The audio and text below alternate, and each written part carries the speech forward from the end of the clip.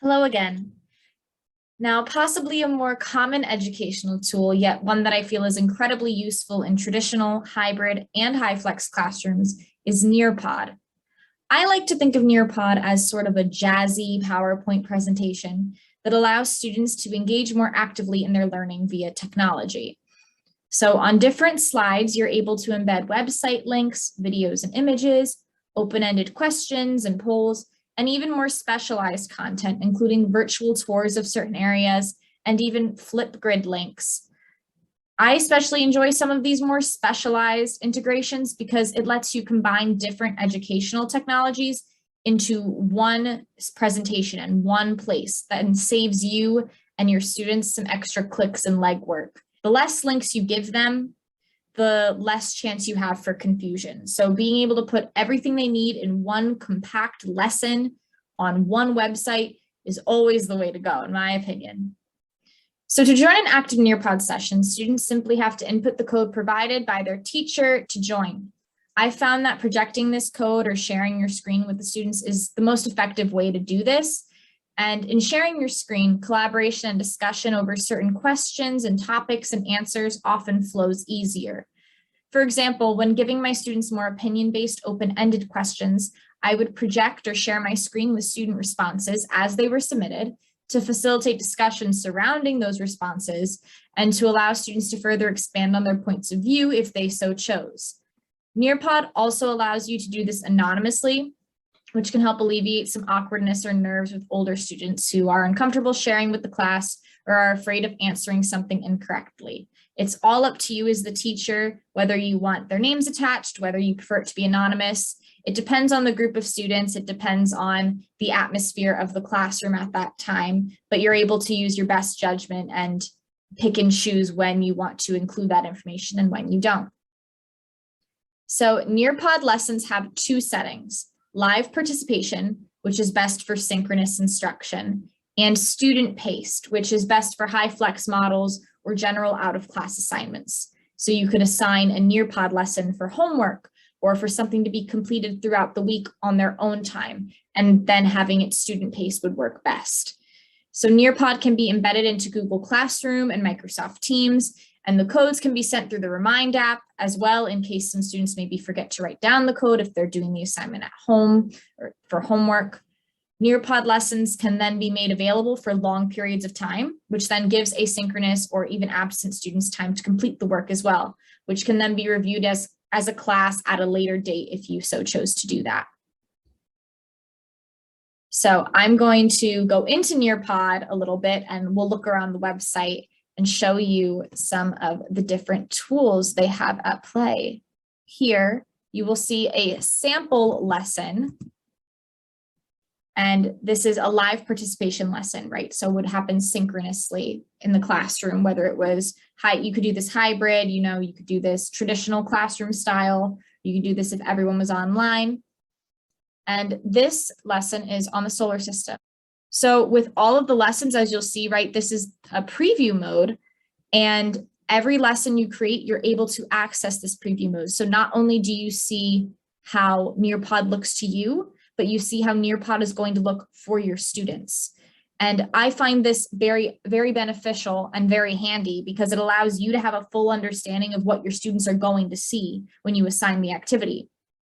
So if something comes up, right, something doesn't look right to the students, you can catch it before you share it with them. That way you save some time of confusion and extra explanation.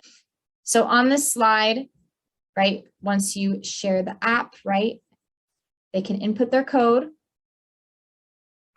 and then the lesson will sync up with your students, right? Give a minute for everything to process, and you choose the pace if it's live participation, right? So we can look, right? This includes our objectives of this lesson on the solar system. And this is what an open-ended question looks like from the teacher end and the student end. So this question, right, what is something you already know about our solar system? I'm registered in the class as a student right now, right, as the example. So you can see, right, the teacher is waiting for my answer. So your students are able to just type in their answer. Let's say Mercury is the closest planet to the sun. Once they submit that, It has the student weight, right? They're going to progress at your speed, the speed that you give. Now I can see, right, Leah Brown has given her answer. Mercury is the closest planet to the sun. Now I can choose to project this screen, as I explained earlier, right? That would have the names attached to the responses.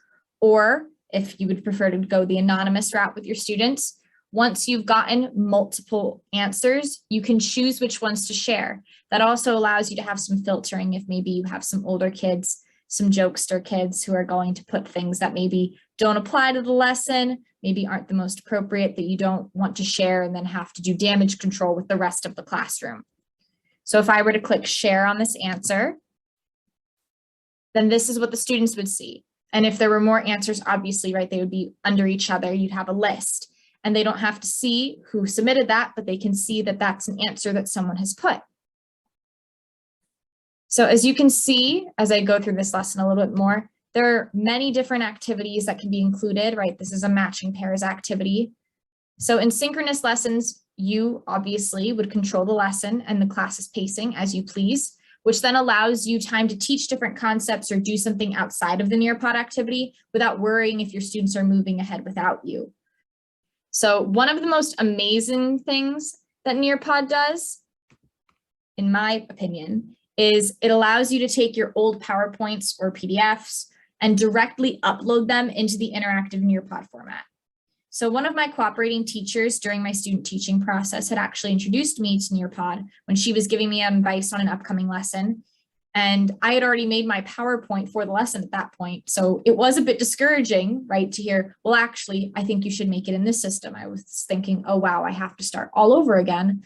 But she showed me how simple it was to upload the pre-existing presentation. You alter some slides, add a few interactive lessons, and then you have a refreshing new take on a lesson. So I find this feature incredibly appealing to teachers who have been in the field for a handful of years and don't necessarily want to start from scratch, right? If it's not broken, don't fix it.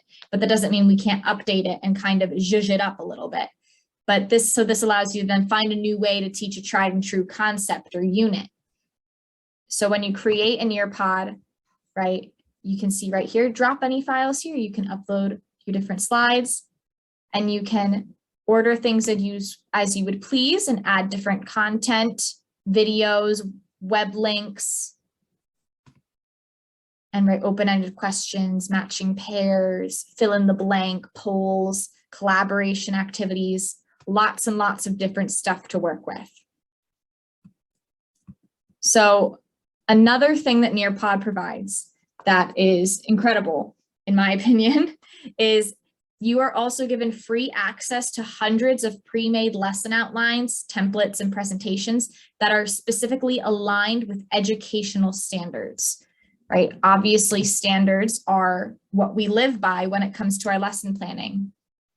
So if I were to click Explore Resources, as you can see on this right side here, I can choose my standards, right, for our intents and purposes, Pennsylvania.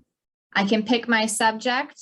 I'm an English teacher, and say I want to look at some high school lessons. You can use this just to get ideas. Maybe you just need something really small to fill some time to give them kind of a warm up of some kind, right? You'll see skill builder activities, warm up activities, assessments on different poems and texts on writing skills. And some of this can just be a basis kind of to create a foundation for your own lesson. But I find this to be very helpful, right? You can select whatever content area. You can see there's every grade, right? So this is applicable to all teachers, not just 7 through 12, which is my specialization, right? This is for everyone. And you can take these templates, edit them, rearrange them, add things, take things out. And then it becomes this great foundation if you're new to the technology and want something that's kind of half set up for you, but you can still mess around with. So it becomes an incredible tool for new teachers as well as old teachers, and new lesson plans and old lesson plans. And students absolutely love this different take on the standard PowerPoint, right? It gets them more involved. It's not just looking at, vocabulary and history bullet points on a presentation that you click through and read off of. It's getting them very engaged and giving them active agency within a PowerPoint, which is something that my students have seemed to absolutely love.